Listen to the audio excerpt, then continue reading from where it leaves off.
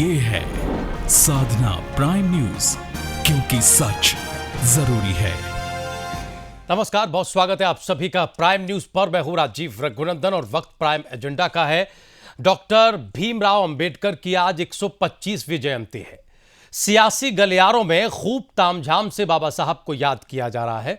खासतौर पर इस बार केंद्र सरकार अंबेडकर को लेकर खुद को कुछ ज्यादा ही संवेदनशील दिखा रही है। हर पार्टी अंबेडकर की विरासत को ढोने का दावा कर रही है। ऐसे में एक सवाल बार बार उभर कर सामने आ रहा है कि आखिर अंबेडकर किसके हैं। सवाल है कि भारत माता की जय का नारा लगाने वाली बीजेपी अचानक जय भीम का नारा क्यों लगाने लगी। बीएसपी प्रमुख मायावती का मानना है कि बाबा साहब डॉक्टर भीमराव अंबेडकर के नाम पर तमाम सियासी पार्टियां नाटकबाजी कर रही हैं और दलितों को लुभाकर उनका वोट हथियाना चाहती हैं। अंबेडकर की 125वीं जयंती के मौके पर आज लखनऊ में समाजवादी पार्टी, भारतीय जनता पार्टी और कांग्रेस पर मायावती जमकर बरसीं और दलितों को बीजेपी, कांग्रेस और एसपी से सावधान रहने की सलाह दे डाली। मायावती ने मोदी और कांग्रेस को दलित विरोधी बताया और कहा कि मोदी वोट के लिए दलित राजनीति पर उतर आए हैं। उन्होंने मोदी पर तंज कसते हुए सवाल पूछा कि मोदी ने जगजीवन राम की जयंती सासाराम में क्यों नहीं मनाई। मोदी अंबेडकर के स्मारक बनाने की बात करते हैं, साथ ही दलित आरक्षण खत्म करने की साजिश कर रहे हैं। मायावती ने मोदी को चेतावनी देते हुए कहा कि अगर ऐसा किया तो वो खुद सड़कों पर उतरेंगी और विरोध करेंगी। मायावती ने कहा कि केंद्र में बीजेपी की सरकार ने 2 साल में कुछ भी नहीं किया है।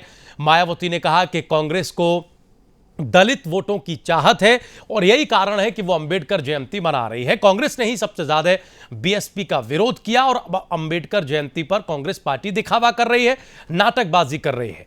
मायावती ने कहा कि राहुल गांधी ने रोहित वेमुला की तुलना बाबा साहब भीमराव अंबेडकर से की।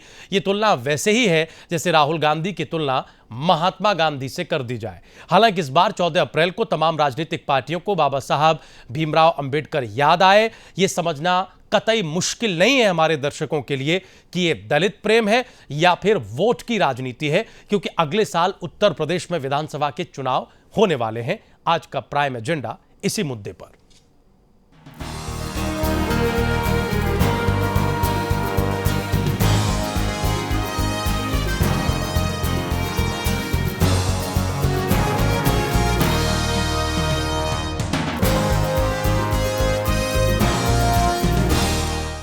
और आज की इस डिबेट में हिस्सा लेने के लिए कई खास मेहमान हमारे साथ मौजूद हैं। अपने मेहमानों से हम आपका परिचय करा दें। हमारे साथ बहुत ही सम्मानित वरिष्ठ पत्रकार अरुण कुमार त्रिपाठी जी आज की इस डिबेट में हैं।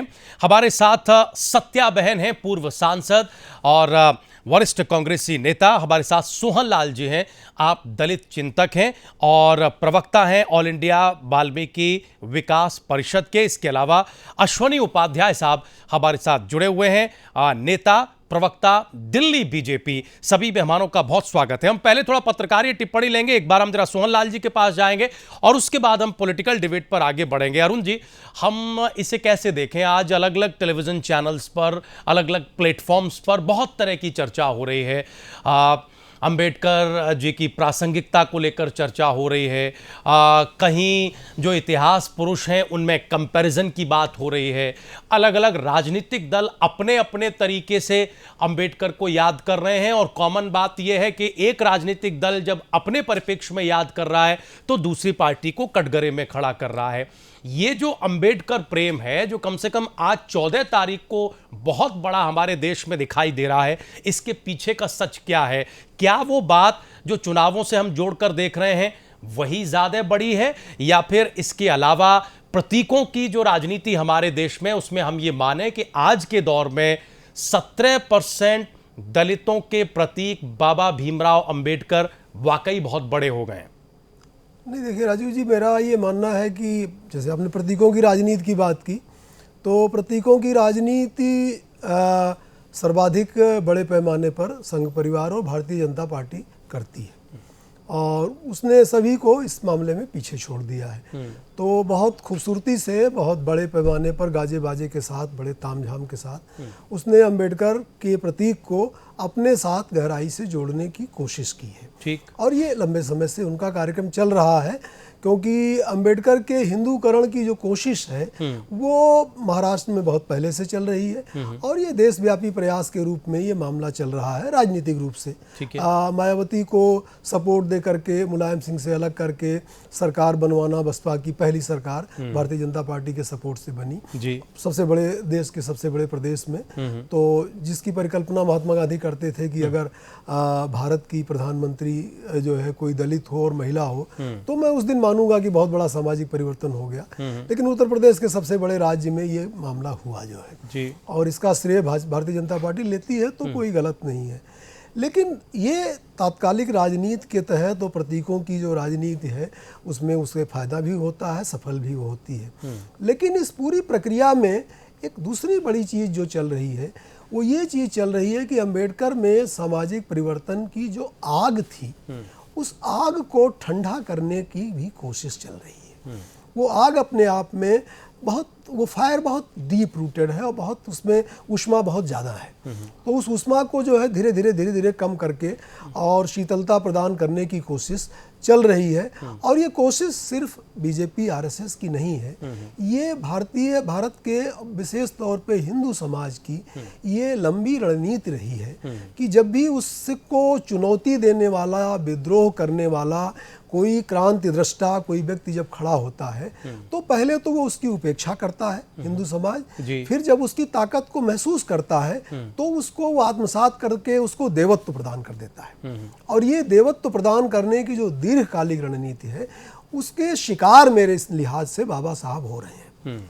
एक तरह से ये उनको सम्मान मिल रहा है, उनके लोग खुश हो रहे होंगे, प्रतीक की राजनीति में सारी पार्टियां उन्हें अपनाने की कोशिश कर रही हैं। लेकिन जिस मनुवाद, जिस ब्राह्मणवाद, जिस वर्ण व्यवस्था, जिस जाति व्यवस्था को वो आमूल चूल परिवर्तन की बात करते थे, उस वर्ण व्यवस्था, जाति व्यवस्था को मानने वाले, हिंदुत्व के एजेंडा पे काम करने वाले संगठन और राजनीतिक दल उनको बहुत खूबसूरती से जय जयकार के नारे के साथ अपना बना ले रहे हैं। और इसी में उनका वो जो जाति उन्मूलन का कार्यक्रम है, उनका समतामूलक समाज बनाने का कार्यक्रम है, उनका साफ साफ कहना था कि हिंदू जो रिलीजन है और हिंदू रिलीजन की जो फिलॉसफी है वो अपने आप में डिस्क्रिमिनेटरी है, भेदभावपूर्ण है। हिंदू कभी समतामूलक हो ही नहीं सकता।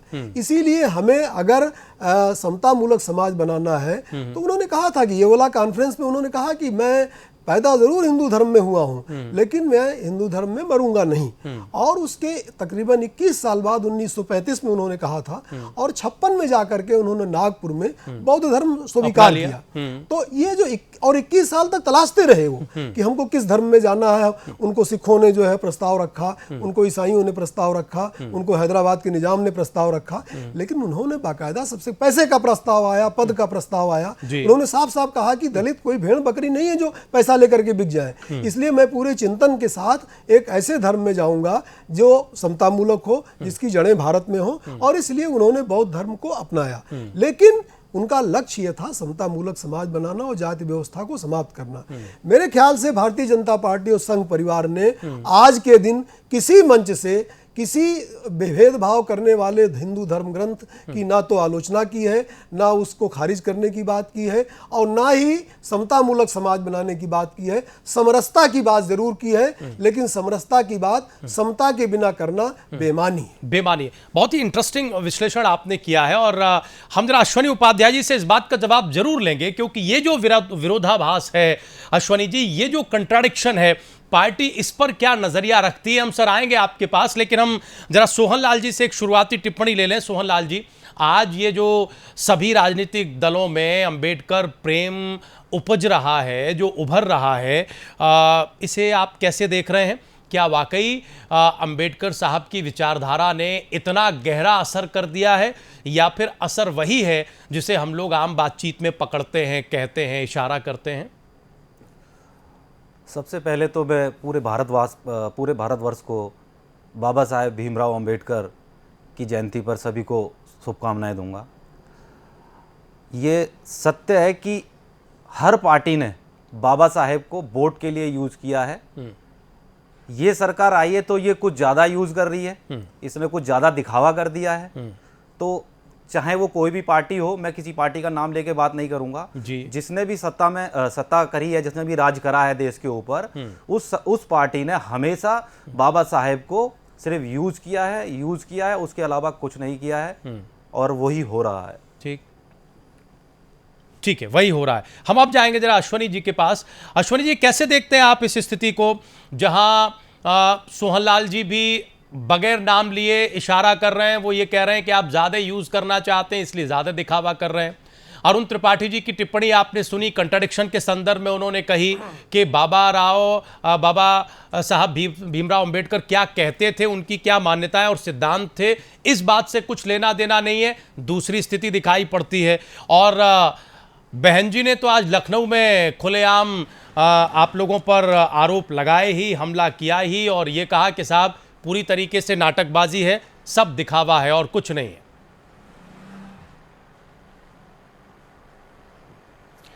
रघुनंदन जी, आज आपने टॉपिक बहुत अच्छा लिया हुआ है। थोड़ा मुझे समय दीजिएगा। इसको पॉलिटिकल टॉपिक नहीं, बहुत ही विचार विमर्श का टॉपिक आपने लिया हुआ है। पहली बात तो मैं आपको बधाई देता हूं इसके लिए। आपको मैं 4-5 चीजें बता रहा हूं शुरुआत से, उसके बाद मैं अरुण त्रिपाठी जी का ये जवाब दूंगा कि भारतीय जो हिंदू समाज है वो जाति में कैसे, ये तो कभी एक हो ही नहीं सकता, मैं उसका भी आऊंगा। लेकिन पहले मैं पॉलिटिकल जवाब दे देता हूं, फिर मैं आध्यात्म पे आता हूं। ठीक है।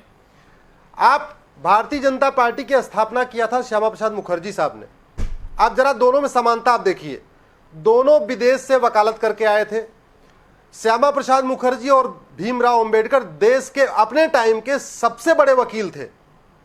दोनों संविधान सभा में थे। कुछ चीजें ऐसी हैं जो आम जनता को पता नहीं, इसलिए मैं कह रहा हूं थोड़ा टाइम दीजिएगा, मैं आपको आपके माध्यम से समय है, आपको पूरा समय कहिएगा। भीमराव अंबेडकर, श्यामा प्रसाद मुखर्जी दोनों संविधान सभा में थे। जो हमारा संविधान बना गया है, अंबेडकर साहब का योगदान, श्यामा प्रसाद मुखर्जी का योगदान बराबर रहा है। दोनों नेहरू जी के मंत्रिमंडल में थे, और सबसे पहले नेहरू जी के कांग्रेस की नीतियों का विरोध करने वाले श्यामा प्रसाद मुखर्जी और भीमराव अंबेडकर थे। दोनों ने वहां से इस्तीफा दिया था नेहरू जी के मंत्रिमंडल से। उन्होंने कानून मंत्री का पद छोड़ा, उन्होंने उद्योग मंत्री का पद छोड़ा। तो ये बहुत बड़ी सिमिलरिटी रही है। दोनों बहुत लंबी लंबी चर्चा करते थे, दोनों संविधान विशेषज्ञ थे, बहुत लंबी लंबी चर्चाएं हुई हैं। और जहां तक आप संविधान को देखें, इसमें जितने आपको आर्टिकल्स दिख रहे हैं, इसमें बहुत सारे आर्टिकल्स ऐसे हैं जिसमें श्यामा प्रसाद मुखर्जी और दीनदयाल जी का बहुत विशेष योगदान रहा है, अंबेडकर साहब का, जहां पे नेहरू जी नहीं मानते थे, लेकिन फिर भी ये दो लोग एक होकर उसको मनवा रहे थे। अब मैं आता हूं आपके उनके विचारों पे। आप कोई सी किताब उठा के पढ़ लीजिए जी, आप अंबेडकर साहब की समरसता किताब पढ़ लीजिए, धर्म पे उनकी अध्यात्म को पढ़ लीजिए, और पंडित दीनदयाल उपाध्याय को पढ़िए। ऐसे लगेगा कि ये दोनों एक ही लाइन पे चल रहे हैं, बिल्कुल एक लाइन पे इनकी बातें हो रही हैं। दोनों ही शोषण मुक्त, जातिवाद मुक्त, समता मूलक, समरसता युक्त समाज स्थापना करना चाहते थे। आप दीनदयाल उपाध्याय जी का एकात्म मानववाद पढ़िए, अंबेडकर साहब को पढ़िए, ऐसे लगेगा ये दोनों एक ही राइटर है, दोनों का विचार इतना मिलता जुलता है। तो इसलिए भारतीय जनता पार्टी कोई आज उनको हथियाने जा रही है, ये कहना मुझे लगता है दीनदयाल उपाध्याय जी का अपमान होगा, अंबेडकर साहब का अपमान होगा, और श्यामा प्रसाद मुखर्जी सबका अपमान होगा। बस हमारे साथ दिक्कत थी, हम लोग कभी केंद्र सरकार में इतने बहुमत के साथ नहीं थे, हमारे साथ पूरा सहयोग नहीं रहा, हम अपने नीतियों पे चलते रहे। इसलिए कुछ पाखंडी लोग गलत बातें उठा के पता नहीं क्या क्या भ्रम फैलाते रहे कि संघ ये है, भाजपा ये है, और नारे भी गढ़ दिए गए, तिलक तराजू और तलवार, इनको मारे जूतो चार, पता नहीं क्या क्या सब चलता रहा। अब मैं आता हूं आपकी मायावती जी ने आज जो कहा है,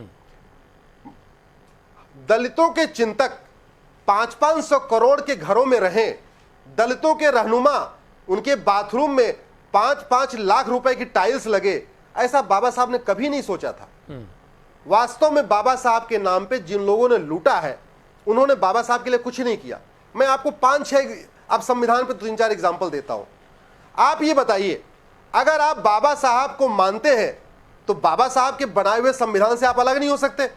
बाबा साहब के संविधान में आज आपके माध्यम से बता रहा हूं 25% है जो बाकी है, लागू नहीं किया, और कांग्रेस ने नहीं लागू किया। हमें समझ में आती बात, कांग्रेस की डिवाइड एंड रूल की पॉलिसी रही है, बाबा साहब के संविधान को उन्होंने 75% लागू कर दिया, 25% छोड़ दिया, जो देश की एकता, अखंडता, सामाजिक समरसता, समान न्याय, समान अवसर के लिए बहुत जरूरी था, उसको छोड़ दिया, उन्होंने लागू नहीं किया।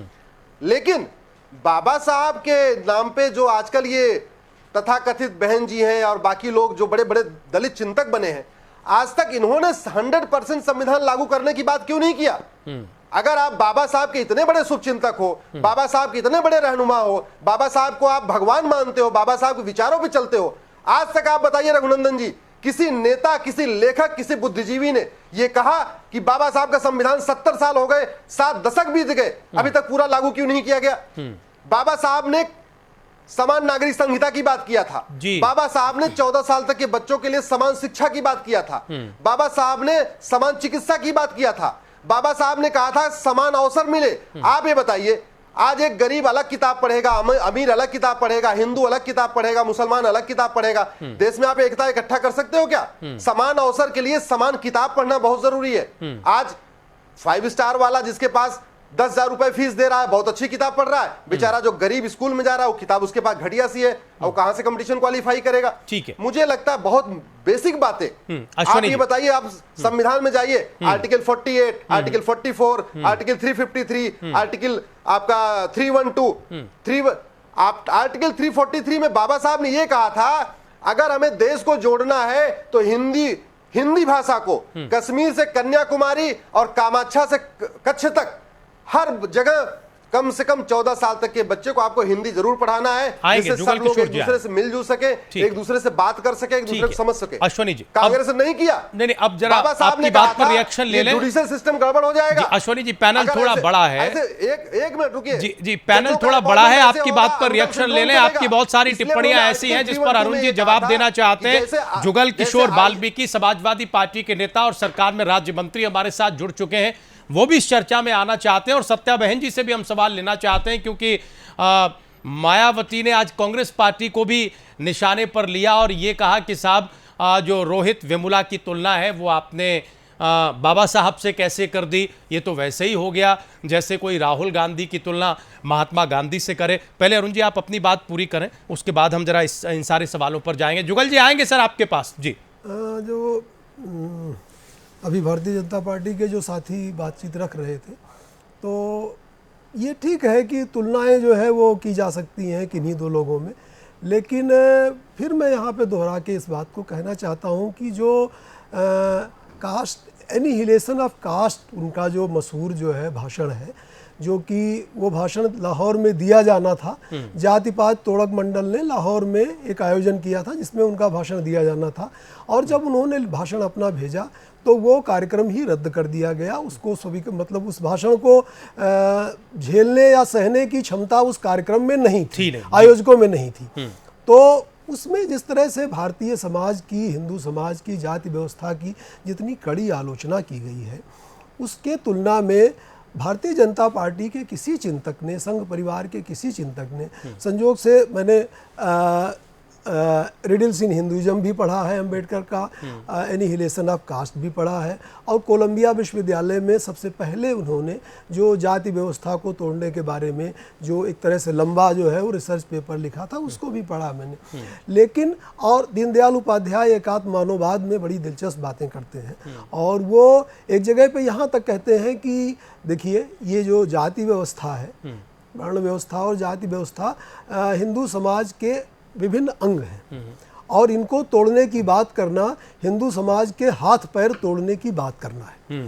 तो एक तरफ तो दीनदयाल उपाध्याय जी वो कह रहे हैं, दूसरी तरफ अंबेडकर कह रहे हैं कि जो हिंदू बुद्धिजीवी है, और खासकर एक मिनट मैंने आपकी बात को ध्यानपूर्वक सुना है, बहुत महत्वपूर्ण बात हो रही है, सुन लीजिए उसके बाद जवाब दीजिएगा। और मैं जो बात कह रहा हूं मान्यवर, वो मैं बाकायदा उनके ग्रंथों का उल्लेख करके कह रहा हूं, क्योंकि मैंने who were Shudras, who were untouchables, Pakistan और partition of India, Buddha and his Dhamma, state and minorities, और मैंने इन सारे ग्रंथों का विधिवत अध्ययन किया, तब मैं बाबा साहब पे कुछ बोलने का हक रखता हूँ, वरना मैं ऐसे नहीं हवा में कोट कर देता कि बाबा साहब ये कह रहे थे, बाबा साहब उनकी तुलना कर रहे थे। तो एक व्यक्ति जो साफ साफ कह रहा है कि जो ब्राह्मण है वो सच्चा बुद्धिजीवी हो ही नहीं सकता, क्योंकि वो सदैव पक्षपात और भेदभाव की बात करता है। अच्छा, हिंदू समाज जो मौजूदा रूप में वो बराबरी ला ही नहीं सकता जो है, अगर उसके जो धर्मशास्त्र है, क्योंकि उसके धर्मशास्त्रों में बराबरी है ही नहीं, तो तभी वो उसको पूरी तरह से रिजेक्ट करने और खारिज करने की बात करते हैं। क्या राष्ट्रीय स्वयंसेवक संघ हिंदू धर्म ग्रंथों को पूरी तरह से खारिज करने के बारे में खड़ा होकर कहेगा? क्या मनुस्मृति को खारिज करने की बात कहेगा, जिस मनुस्मृति को उन्होंने जलाया? तो उस मनुस्मृति की बात, मनुवाद की बात, जिसको कांसीराम ने आगे बढ़ाया, मायावती जिसकी बात करती हैं, आप मनुवाद भी चलाएंगे और एनिहिलेशन ऑफ कास्ट को भी रखेंगे, तो ये दोनों नहीं चलेगा। हसब ठठाई फुलाई गालू, ये एक तरह का पाखंड है जो प्रतीकवाद के नाम पर चलाया जा रहा है। चले जितना चल पाए, लेकिन अंबेडकर के भीतर वो आग है, इस देश के दलित आंदोलन के भीतर वो आग है कि वो बड़ी चुनौती हिंदू समाज और हिंदू धर्म ग्रंथों के आगे प्रस्तुत करेगा। जी, लेकिन अरुण जी, हम सत्या बहन को इस चर्चा में लाए इससे पहले, इसका मतलब ये हुआ, जितने उदाहरण आप दे रहे हैं, कि आज जो हम भारतीय जनता पार्टी के भीतर अंबेडकर प्रेम देख रहे हैं, बिल्कुल आ रहे हैं सर, फिर तो वो दिखावा ही हुआ ना सर, फिर तो वो चुनावी जरूरत ही हुआ ना, फिर तो ये सही डिफाइन किया जा रहा है इसका मतलब। अरुण जी नहीं, देखिए दो चीजें हैं। एक बड़ी चुनौती प्रस्तुत ये हो रही है, जो दलित लीडरशिप उत्तर प्रदेश में खड़ी हुई कांसीराम के बाद और मायावती के नेतृत्व में, वो बुरी तरह से डिस्क्रेडिटेड हो चुकी है। उसका कोई मॉरल स्टेचर बचा नहीं, वो बहुत बड़ा वैक्यूम क्रिएट हुआ है। उस वैक्यूम को ऑक्युपाई करने के लिए, कहीं वैक्यूम क्रिएट होता है तो आप देखते हैं चारों तरफ से हवा उधर आती है और धूल आते हैं, तिनके आते हैं, सब लोग आते हैं, सारे राजनीतिक दल उधर दौड़ रहे हैं। दूसरी तरफ दलित मध्य वर्ग, दलित बुद्धिजीवी, दलित जो है वो स्टूडेंट्स, एक पढ़ा लिखा तबका उनमें इमर्ज किया है, जो फिर बाबा साहब को पढ़ रहा है, उनका जो आइडियलिज्म है, उनका जो सोशल चेंज की फिलॉसफी है, उसको अपने ढंग से इंटरप्रेट कर रहा है, चाहे वो रोहित वेमुला हो, चाहे वो कन्हैया कुमार का इंटरप्रिटेशन हो, उसको लेकर के सारी पार्टियां डरी हुई हैं कि कहीं जबरदस्त कोई प्रोटेस्ट मूवमेंट ना खड़ा हो, क्योंकि एक्सप्लॉयटेशन और दलितों के साथ जो भेदभाव है आज भी जारी है। और दूसरी बड़ी बात मैं ये कहना चाहता हूं कि इनइक्वलिटी इन इकोनॉमिक पॉलिसीज से बहुत ग्रो की है, इंडिया से लेकर के अमेरिका तक की स्थिति है। ये भी आने वाले दिनों में उसके खिलाफ बहुत जबरदस्त रिजेंटमेंट है। तो बाबा साहब की आइडियोलॉजी और इनइक्वलिटी के खिलाफ स्ट्रगल दोनों अगर क्लब किए तो बड़ी चुनौती सिस्टम के खिलाफ होगी, इसलिए उसके पहले जयकारा लगा करके उनको कोऑप्ट करना। ठीक है, हम अश्वनी जी आएंगे, इस जवाब लेंगे आपसे, हम जरा जुगल किशोर जी के पास भी जाएंगे, लेकिन सत्या जी हम अब आपके पास आना चाहते हैं। मायावती ने सीधे सीधे आपके प्रेम को नाटक करार दिया। उन्होंने कहा कि साहब तुलना को ही बेमानी साबित कर दिया। उन्होंने कहा कि कोई तुलना हो ही नहीं सकती रोहित वेमुला और बाबा साहब की, जैसे राहुल गांधी और महात्मा गांधी की नहीं हो सकती।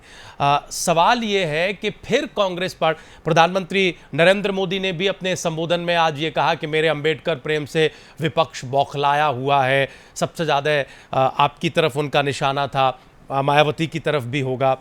इन बदली परिस्थितियों में आप लोग कैसे देख रहे हैं?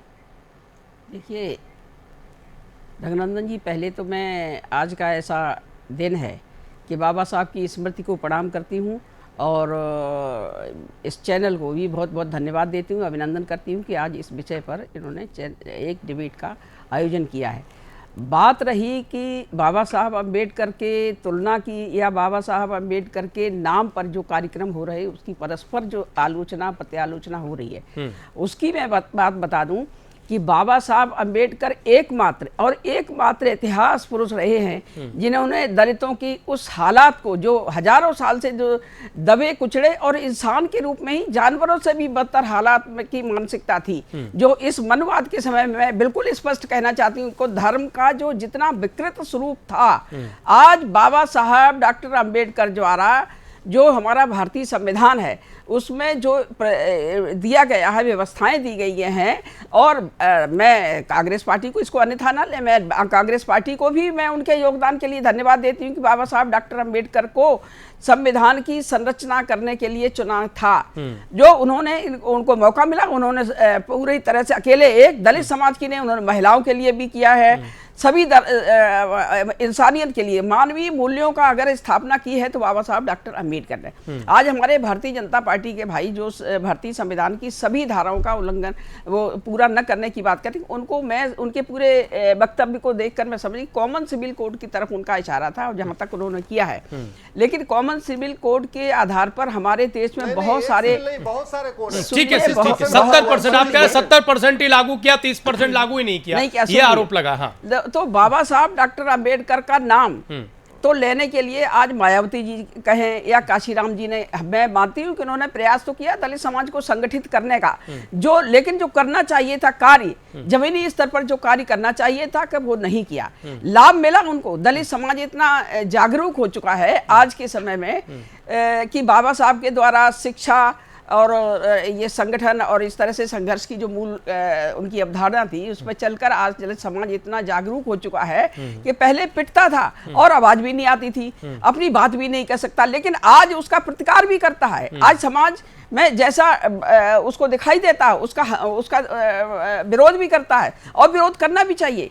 जहां तक बात है कि मायावती ने ये किया या मायावती को लाभ पूरा मिला, मैं मानती हूँ कि मायावती को पूरा लाभ मिला, लेकिन मैं ये भी कहना चाहती हूँ कि जो काम जमीनी स्तर पर करना चाहिए था वो नहीं किया। आज दलित समाज समझ चुका है, लेकिन असलियत ये है कि मायावती के साथ मैं इस बात को मानती हूँ कि मायावती के पास एक बड़ी संख्या में आज भी दलित समाज की सिर्फ और सिर्फ एक रिक्तता के कारण, क्योंकि और कोई विकल्प किसी पार्टी ने खड़ा नहीं किया, तो इसलिए उनमें लोग जाते हैं।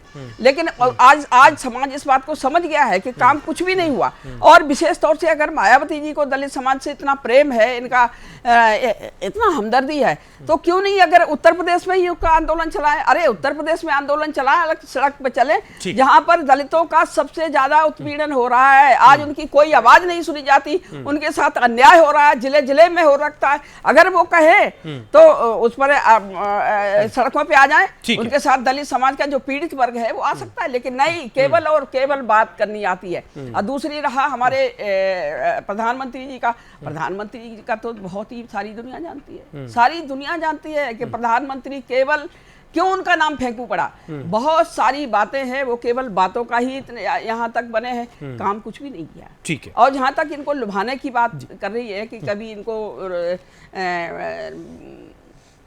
उनके नाम पर, कभी तो लौह पुरुष सरदार पटेल के नाम पर, कभी सरदार भगत सिंह के नाम पर, कभी अब जरूरत आती है तो बाबा साहब डॉक्टर अम्बेडकर के नाम पर। आज क्योंकि बाबा साहब का दिन है, हम यहीं टिकेंगे। अन्य पार्टियों को भी ये कहना चाहती हूँ, उनके ऊपर ये आरोप लगाना चाहती हूँ, चाहे कोई भी पार्टी हो, केवल और केवल चुनाव के समय बाबा साहब याद आते हैं, चुनाव के बाद काम पे नहीं।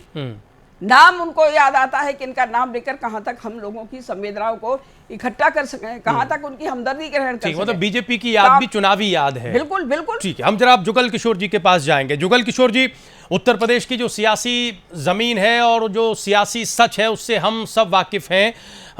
आज आप लोगों को भी नौबत आ गई इस बात की कि बाकायदा कैबिनेट मंत्री शिवपाल यादव ने जाकर उनकी प्रतिमा पर माल्यार्पण किया, बाबा साहब को याद किया। ये अंदर हृदय से निकला हुआ दलित प्रेम था या फिर जो चुनावी साल है उसका ये कंपल्शन था? जुगल किशोर जी, क्या था ये? क्योंकि हमने इतनी शिद्दत से इससे पहले बाबा साहब को याद करते हुए समाजवादी पार्टी को नहीं देखा। रघुनाथ जी, सबसे पहले तो आज 125वीं जयंती पर आपके माध्यम से देश और प्रदेश के लोगों को बधाई देना चाहता हूं। और मैं काफ़ी देर से सभी सम्मानित साथियों को सुन रहा था, लेकिन जिस तरह से आपने सवाल किया, सोच की ज़रूरत है। समाजवादी पार्टी उत्तर प्रदेश में जब जब मौका मिला बाबा भीमराव अंबेडकर जी को सम्मान देने का काम किया। अभी आपने जो लफ्ज इस्तेमाल किए, ऐसा कदापि नहीं। बाबा साहब को उत्तर प्रदेश में सबसे ज्यादा सम्मान दिया, उनके लोगों को तरक्की की ओर लाने का काम समाजवादी पार्टी ने किया। लोग तो केवल उनके नाम का आज दिखावा कर रहे हैं, उनके नाम पर वोटों की राजनीति कर रहे हैं, लेकिन जो उनके गुरबे थे, उनके गरीब लोग, शोषित पीड़ित लोग, उनके लिए क्या योजनाएं बनाई गई? हमारे उत्तर प्रदेश में समाजवादी सरकार ने 50 लाख लोगों को लाभान्वित करने के लिए समाजवादी पेंशन योजना बनाई है, जो सीधे सीधे उनके खाते में जाएगी, उनका विकास करेगी। जब उनको हम आर्थिक रूप से मजबूत करेंगे तब दलित समाज हमारा मजबूत होगा। समाजवादी पार्टी ने इतिहास बनाने का काम किया है। देश की सबसे बड़ी पंचायत उत्तर प्रदेश विधानसभा, जिस मार्ग का नाम बाबा भीमराव अंबेडकर मार्ग रखा, वो माननीय मुलायम सिंह यादव जी ने रखा। और जब माननीय नेताजी पहली बार मुख्यमंत्री बने, उस समय पूरे उत्तर प्रदेश में अंबेडकर ग्राम योजना लागू की गई। हमने उनके गांव को विकास की ओर अग्रसर करने का काम किया है। हम वोटों का काम नहीं करते और हमने हमेशा आएंगे अश्विनी जी, पूरा कर लेने दीजिए। काम किया है। हमने अपने बस आएंगे अश्विनी जी, आएंगे, बहुत सारे सवालों के जवाब आपको देने। हाँ, धूमधाम से मनाते आए हैं। कोई आरोप कुछ भी लगा सकता है, लेकिन जो बाबा साहब के नाम पे वोटों की राजनीति करते हैं, क्या किया उन्होंने बाबा साहब के वंचित समाज के लिए? आपके सामने सारे आंकड़े होंगे। कांग्रेस ने क्या दिया? अगर कांग्रेस ने को आज अपनी स्थिति पता है, दलितों को केवल ठगने का काम किया, दलितों को बहकाने का काम किया, और एक दल जो अपने आप को दलितों का और बाबा साहब का ठेकेदार बताता है। मैं उनसे पूछना चाहता हूं, लखनऊ में केवल पत्थरों में पैसे लगे हैं। अगर उन पैसों से दलितों का विकास होता, उनको झोपड़ी से मकान दे दिया जाता।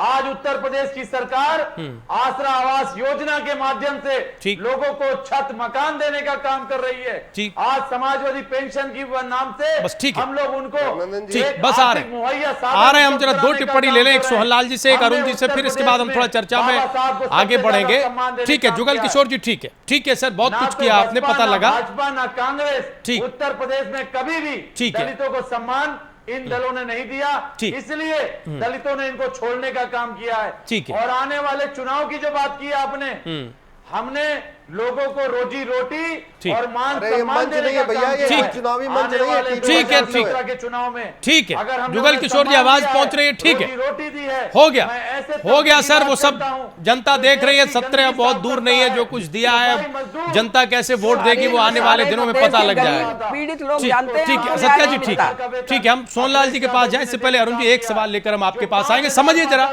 समझिए, ठीक ठीक ठीक ठीक ठीक ठीक है जुगल किशोर जी, हो गया सर, हो गया, ठीक है, हो गया, अब आगे बढ़ने दीजिए। ठीक है, ठीक है, हो गया, हो गया। अरुण जी, सवाल यह है कि प्रतीकों की राजनीति का इतिहास हमारे देश में नया नहीं, हर दशक में और हर चुनावी वर्ष में ये मजबूती होता गया है, समृद्ध होता गया है। लेकिन जो सियासी समझ है वो ऐसा क्यों करती है या कर रही है कि हम उस प्रतीक के सिद्धांतों को तो एक ताक पर रख देते हैं और उसकी चुनावी उपयोगिता को दूसरे ताक पर ले जाते हैं और उसे इस्तेमाल करने की कोशिश करते हैं। कोई भी राजनीतिक दल आप ले लीजिए, गांधी को अगर हम लें तो ठीक कांग्रेस पार्टी ने वैसा ही किया, ऐसा आरोप लगता है। अभी जुगल किशोर जी बोल रहे थे, बड़ी बड़ी बातें कर रहे थे, राम मनोहर लोहिया का खूब नाम लेते हैं, लेकिन लोहिया किस समाजवाद के समर्थक थे और उत्तर प्रदेश में कौन सा समाजवाद दिख रहा है वो हमारे सामने है। बाबा साहब का सिद्धांत क्या था और सभी राजनीतिक दल उस सिद्धांत को कहाँ रखे हुए हैं व्यवहार में और किस राजनीति की बात कर रहे हैं, ये भी हमारे तमाम सुधी दर्शक इस वक्त देख रहे हैं। सवाल ये है कि राजनीति क्यों ऐसी हो गई है कि जो मूल सिद्धांत से इतनी धीरे धीरे कटती जा रही है। बहुत सारे उदाहरण आपने शुरुआत में रखे। क्या मतलब ये मानते हैं कि देश का जो मतदाता है या जो देश का नागरिक है वो कुछ सोचता समझता नहीं, वो सब कुछ वही मान लेगा जो नेता बिरादरी कहती है, चाहे वो किसी भी राजनीतिक दल की हो? नहीं, मेरा ये मानना है राजीव जी कि एक स्वाधीनता संग्राम में जिसको महात्मा गांधी के नेतृत्व में लंबे समय तक हम लोगों ने जो लड़ाई लड़ी और जिनका बहुत लोग विरोध भी करते थे और जिनको आदर करने वाले भी बड़ी तादाद में थे, और एक खास विचारधारा से जब वो टकराए तो उनकी हत्या भी कर दी गई। इस बात को भी हमें नहीं भूलना चाहिए। लेकिन उस आंदोलन के साथ साथ समाज सुधार का भी कार्यक्रम निरंतर चलता था। अच्छा, अभी जो स्थिति हुई है, चाहे वो उत्तर प्रदेश की स्थिति हो, चाहे वो बिहार की स्थिति हो, चाहे वो अन्य राज्यों की स्थिति हो, दक्षिण भारत में समाज सुधार के कार्यक्रम ज़्यादा हुए, उत्तर भारत में वो पिछड़ गए। लेकिन राजनीतिक अभियानों के साथ साथ एक समाज सुधार का जो फॉलोअप है वो अगर हुआ होता, चाहे वो संघ परिवार ने उसको ठीक से किया होता, चाहे वो समाजवादी पार्टी ने किया होता, चाहे बहुजन समाज पार्टी ने। कांग्रेस की ताकत एक दौर में बहुत बड़ी थी और कांग्रेस ने गांधी जी के नेतृत्व में जो है वो हरिजन सेवक संघ बनाया, तमाम काम किए। लेकिन अगर मेरा मानना हरिजन सेवक संघ ने ही ठीक से काम किया होता तो हरिजन, जो कि बाद में दलित बन गए और हरिजन शब्द को उन्होंने नकार दिया, ऐसी स्थिति न होती और कांग्रेस के नेतृत्व में उन्होंने लंबे समय तक आस्था जताई, लेकिन वो छोड़ दिया जो है। तो ये जो सोशल रिफॉर्म का जो एजेंडा है, जो एजुकेशन के साथ चलता है, जो है वो रोटी बेटी के रिश्ता बनाने के साथ चलता है, जो आर्थिक सबलीकरण के साथ चलता है, और जो तमाम वो जो रिलीजियस टेक्स्ट हैं, जो रिलीजियस फिलॉसफी है, जिसको कि चेंज और रीचेंज के माध्यम से चलता है, वो छोड़ दिया गया। हर पार्टी धर्म से डरती है, तो धार्मिक ग्रंथों के बारे में कुछ नहीं कहना, चाहे उसमें जाति का कितना भी गौरवगान हो, कितनी बड़ी विसंगति, चाहे उसमें सवर्ण का कितना भी गौरवगान हो, और चाहे उसमें साफ साफ कहा गया हो कि मतलब जो है पूजिए विप्र सकल गुणहीना और क्या न पूजिए गुण ज्ञान प्रवीणा, सारी चीजें लिखी गई, उसको हम नहीं खारिज करने जाएंगे। हम सोशल रिफॉर्म करने नहीं जा रहे हैं, हम राजनीतिक नारेबाजी करके वोट इकट्ठा करेंगे, सोसाइटी को उसी कंडीशन में रहने देंगे। तो जो पॉलिटिकल गेन है और जो सोशल जो है रियलिटी है, उसके बीच में ह्यूज गैप है। न केवल गैप है सर, बल्कि वो बढ़ता जा रहा है ये और बड़ा होता जा रहा है। ये गैप तमिलनाडु जैसे राज्य में भी दिखाई पड़ता है, जिसमें जो है पेरियार के नेतृत्व में, जिसमें अन्नादुरई के नेतृत्व में, जिसमें जो है वो करुणानिधि और रामचंद्रन के नेतृत्व में बहुत बड़ा आंदोलन चला।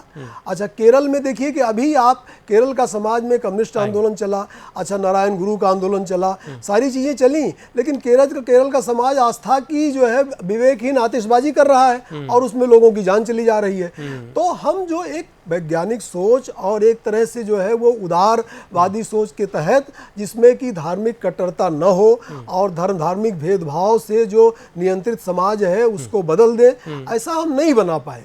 तो ये जो राजनीतिक दिखावा है, प्रतीकवाद है, इसीलिए ये मुझे पाखंड लगता है। अगर ये सोशल रियलिटी के साथ इसका संपर्क होता, समाज भी बदलता चलता, तो ये हमारी राजनीतिक नारेबाजी एक बड़ी उपलब्धि। ठीक है सर, हम दलित चिंतक होने के नाते एक सवाल सोहनलाल जी से लेना चाहते हैं। सोहनलाल जी, ये जो टिप्पणी अभी की अरुण जी ने, ये जो राजनीतिक दिखावा है जिसके शिकार समय समय पर, जिसका शिकार अलग अलग वर्ग होता रहा है, क्या दलित वर्ग इस राजनीतिक दिखावा से सचेत है या फिर लगातार वैसे ही जो इस्तेमाल होने की प्रथा है, इसके अलावा कोई विकल्प नहीं है? दलित चिंतक होने के नाते इस पूरी स्थिति को आप कैसे देख रहे हैं? ये जो स्थिति है, इस स्थिति को मेरा देखने का नज़रिया वही है जो पीछे से चलता हुआ आ रहा है। आज भी हमारे दलित समाज के जो कोई भी समाज हो दलित समाज में, वो सारे के सारे आज भी उसी चीज़ से अपने यूज़ होते हुए आ रहे हैं। उसके अलावा कुछ नहीं हो रहा है उनके साथ। यूज़ होने के अलावा खाली वोट देते हैं, उस पार्टी को, उस पार्टी की सरकार बना देते हैं, उसके अलावा उनके पास कुछ भी नहीं है। क्योंकि अभी तक वो अपने आप को समझ ही नहीं पा रहे हैं कि हमारा हकीकत में वजूद क्या है, हमारी हैसियत क्या है। वो आज भी पुराने दौर में ही घुटे हुए बैठे हैं। और मैं जवल किशोर जी का एक क्वेश्चन, उन्होंने बताया कि बहुत सारी योजनाएं दलित समाज को दी जाती हैं, तो मैं शायद मेरे ख्याल जवल किशोर जी, वो योजनाएं जितनी भी हैं वो सारी कागजों पर ही है। जब से देश आज़ाद हुआ है उनको कागजों पर ही देखा जाता है। दलित समाज वहीं पर ही अपने आप को पिसता हुआ ही देखा है मैंने आज तक, उसके अलावा कुछ नहीं देखा। चाहे वो राज्य सरकार हो, चाहे राज्य सरकार हो, चाहे वो केंद्र सरकार हो, उन्होंने सिर्फ इस चीज का शोषण, इस चीज को सिर्फ एक दिखावे के लिए कागज पे ही रखा है, उसके अलावा कुछ नहीं करा है, उसके लिए कुछ नहीं करा है। चाहे आप यूपी राज्य से हैं, आप यूपी से हैं, आप मेरे से ज्यादा आप ज्यादा जानते हैं कि यूपी के अंदर कितना शोषण दलित समाज का हो रहा है, कितना छुआछूत उनसे की जाती है, उसके अलावा कुछ नहीं किया जाता। मेन चीज सर, मैं जो आप उस चीज को देखें, आप यूपी से हैं तो इसलिए आप उस चीज को देखें और महसूस करें। शायद आप भी महसूस करते होंगे कि आज भी छुआछूत की जा रही है। चाहे वो, मैं बहुत ज्यादा मैं गांव के अंदर जाना नहीं पसंद करता, आप जिले के अंदर ही देखें इस चीज को, आपको मिलेगा छुआछूत। ठीक, अभी पीछे ही आगरा वाला आपने देखा हो तो एक वाल्मीकि समाज के एक बच्चे ने एक ब्राह्मण से हाथ लगा दिया, उस बच्चे को कितनी बुरी तरह से मारा। अगर आपने पीछे देखा, आपके यूपी आगरा के अंदर ही हुआ। तो इन सब चीजों पे आप लोग गौर नहीं करते हैं, इन चीजों को भी आप देखें।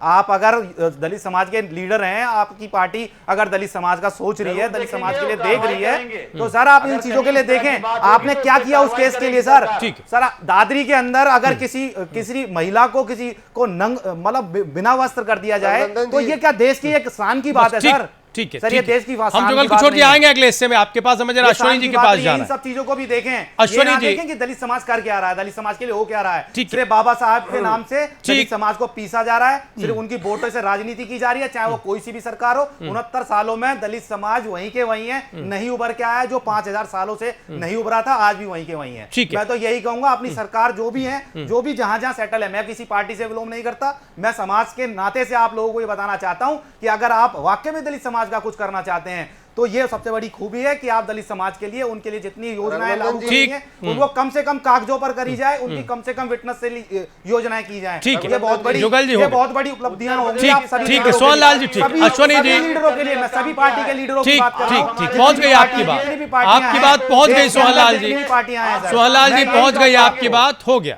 अश्वनी जी ठीक हर वर्ग के लिए काम किया है, हर समाज के लिए। ठीक है, अच्छी बात है सर, अच्छी बात है। हमें अश्वनी जी के पास जाने दी। जुगल जी हो गया, सोहन लाल जी, सत्या जी हो गया, जरा अश्वनी जी के पास जाने दीजिए। सोहन लाल जी हो गया। अश्वनी जी, जिस राजनीतिक दिखावे की बात उदाहरण अभी अरुण जी कर रहे थे, हमारी चिंता यह है कि हमारे राजनीतिक दल उतने जिम्मेदार कब बनेंगे जब दिखावा कम होगा और असलियत में भी वो चिंताएं हमें दिखेंगी जो हमारे नेता सार्वजनिक मंचों से कहते आए हैं। ये गैप कम भी होगा या फिर बढ़ता ही जाएगा? देखिए पहली बात तो बीच में कमेंट आया था, मैं उस पर 1 मिनट ये कह दूं। आप दीनदयाल उपाध्याय को जरा पढ़िएगा, उनकी पॉलिटिकल डायरी एक किताब है जो आपके चिंतक बैठे हुए हैं, उनको पढ़िएगा अच्छी तरीके से। उसमें उन्होंने सबसे पहले कहा था कि बाबा साहब अंबेडकर को आप लोग दलित मत मानो, वो मानवता के पुजारी हैं और मानवता के लिए काम करते हैं, आप दलित नहीं हैं। और जहां तक हमारे धर्म ग्रंथों की बात है, जाति व्यवस्था कभी नहीं थी। यही कारण था कि विश्वामित्र क्षत्रिय के घर में पैदा हुए लेकिन कभी क्षत्रिय नहीं कहलाए, वो ब्राह्मण कहलाए। परशुराम ब्राह्मण के घर में पैदा हुए, कभी ब्राह्मण नहीं कहलाए, हमेशा क्षत्रिय कहलाए। ऐसे बहुत सारे दलित, यही अंतर्विरोध है उपाध्याय जी, यही अंतर्विरोध है। और अगर इस तरह के कोर्ट और ज्यादा होंगे तो मामला फंसता हुआ चला जाएगा। आप कहते हैं कभी सरकार ने क्या किया है, आप जरा देखिए। ढोल गवार शूद्र पशुनारी, ये है ताड़न के अधिकारी, इसका जवाब दे दीजिए। अगर बाबा साहेब अगर दलित समाज के ना होते तो देश की आजादी के 35 साल बाद उनको भारत रत्न नहीं मिलता, उनको संविधान उनके जीते जी भारत रत्न उनको मिलना चाहिए था। 1 रुपए चलता था, दलित के घर में 15 पैसे पहुंचता था, बीच का 85 पैसे ये तथाकथित दलाल, तथाकथित नेता, तथाकथित अधिकारी खा जाते थे। हमारी सरकार ने ये किया, अगर 1 रुपए दिल्ली से चलेगा, सरकार तक चलेगा, दलित के 1 रुपए गरीब के परिवार में पहुंचेगा। अश्वनी जी, आप सरकार तक चलेगा, वो सरकार छोड़िए, पार्टी के नेता बैठे हुए, ये जो समाजवादी मत कहिए, समाजवादी कहेंगे तो मोदी जी का अपमान होगा। अश्वनी जी, लगता है परिवारवादी पार्टी है। अरुण जी ने जो कहा या तो वो आपने ठीक से सुना नहीं। मनरेगा घोटाले, अश्वनी जी सवाल तो लीजिए सर। ठीक, मनरेगा घोटाले का उसको इन्होंने आजकल वहां अपना प्रमुख सचिव बनाया हुआ है। ठीक है जुगल जी, अरे एक एक करके, ठीक है जुगल जी 1 मिनट। जो गुरु घंटाल, अश्विनी जी, मनरेगा घोटाले के गुरु घंटाल, अरे नरेगा मनरेगा पर मत जाइए सर। अश्विनी जी सवाल सुनिए, परिवारवादी पार्टी के कारनामे। अश्विनी जी सवाल सुनिए। अश्विनी जी आवाज मिल रही है आपको? सर आवाज मिल रही है जी। सवाल ये है कि अरुण जी ये कह रहे हैं, बोलिए।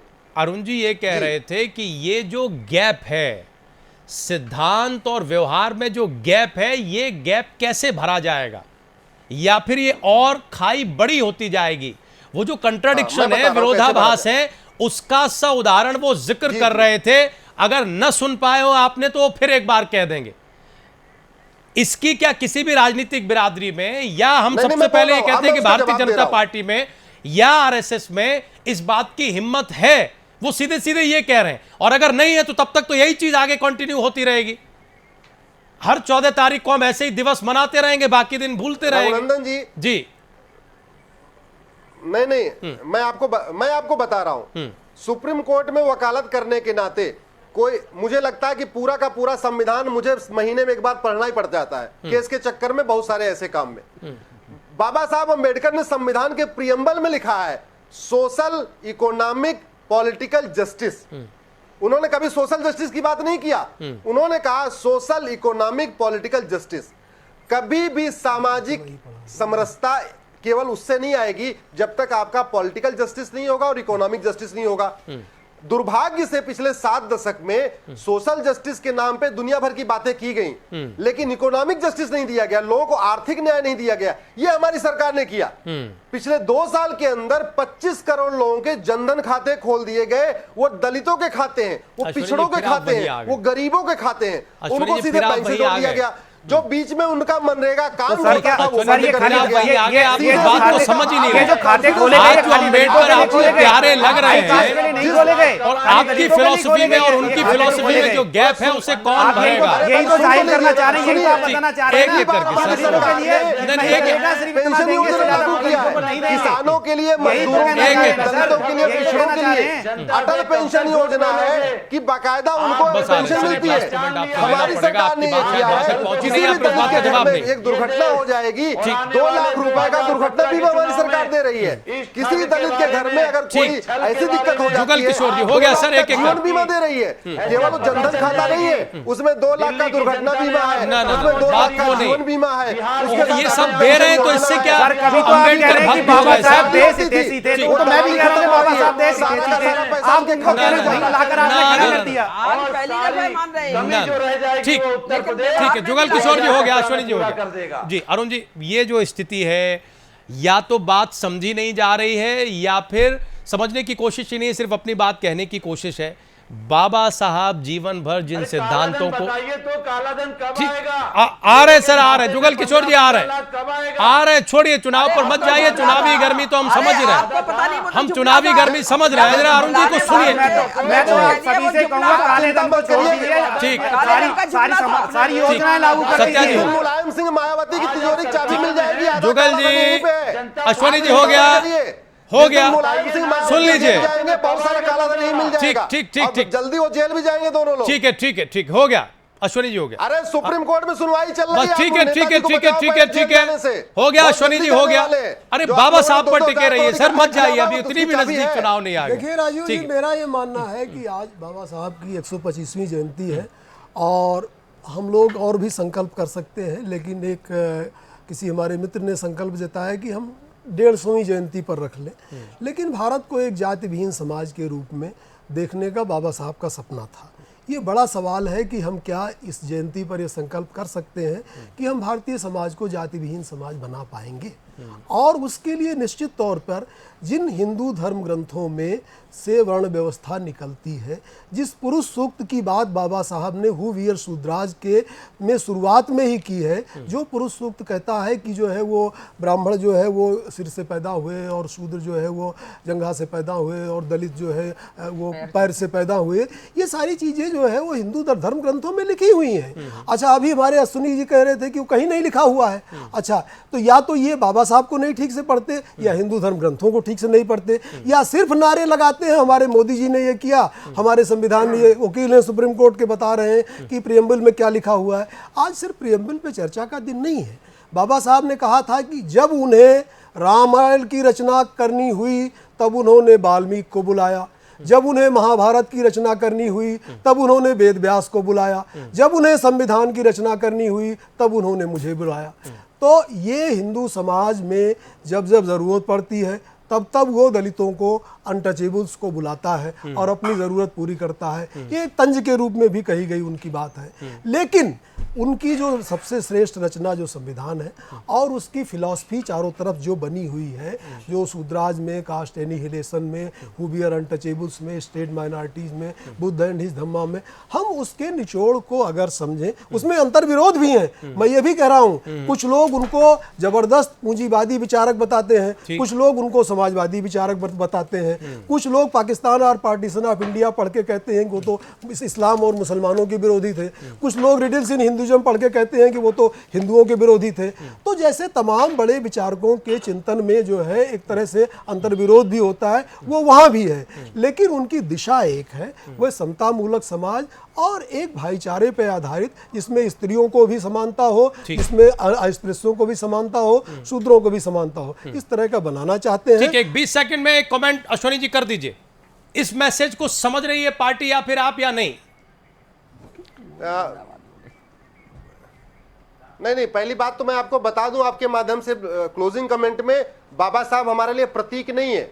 दीनदयाल उपाध्याय, श्यामा प्रसाद मुखर्जी, बाबा साहब अंबेडकर, सरदार पटेल हमारे लिए प्रतीक नहीं है, ये हमारे लिए सोच है। ये हम इनकी सोच से लेके हम लोग आगे बढ़ रहे हैं। फिर वो हिंदू धर्म ग्रंथों वाली बात आ जाएगी अगर सोच है जो तो। लोग बाबा साहब को पढ़ते हैं वो एक बार दीनदयाल उपाध्याय की पॉलिटिकल डायरी फिर वो पढ़े, सीधा सवाल आ एकदम जाएगा, same to अगर same है तो वही क्या हम इन लोग धर्म भारत ग्रंथों को में नकारेंगे? शोषण, क्या फिर नकारेंगे इन्हें कंडेम करेंगे? शोषण मुक्त समता मूलक समाज की स्थापना करेंगे। ठीक, उसके लिए हम लोग इकोनॉमिक जस्टिस की तरफ बढ़ रहे हैं, आर्थिक न्याय की तरफ बढ़ रहे हैं, आर्थिक कड़ियों की तरफ जोड़ रहे हैं। जैसे जैसे आपको आर्थिक रूप से मजबूत करते जाएंगे, सामाजिक जो असमानता अपने आप कम होती जाएगी, एक दूसरे से लोग मिलना शुरू कर देंगे। ठीक है, बहुत शुक्रिया हमारे सभी मेहमानों का आज की इस डिबेट में आने के लिए, इस चर्चा में हिस्सा लेने के लिए। कुछ और मजबूत हो ना हो, लेकिन चुनाव के करीब आते आते ये सियासत काफी मजबूत हो रही है। बहरहाल किसी भी बड़ी शख्सियत के आचरण को, उसके व्यवहार को जब आप अपने जीवन में लाएंगे, सामाजिक जीवन में लाएंगे, तब कुछ बड़े परिवर्तन की उम्मीद करें। नारों से या भाषणों से बहुत ज्यादा कुछ होना नहीं है। अगर होना होता तो इन 60-65 सालों में हो गया होता। प्राइम एजेंडा आज यहीं तक। आप लोग कहीं जाइएगा नहीं, खबरें जा रही हैं।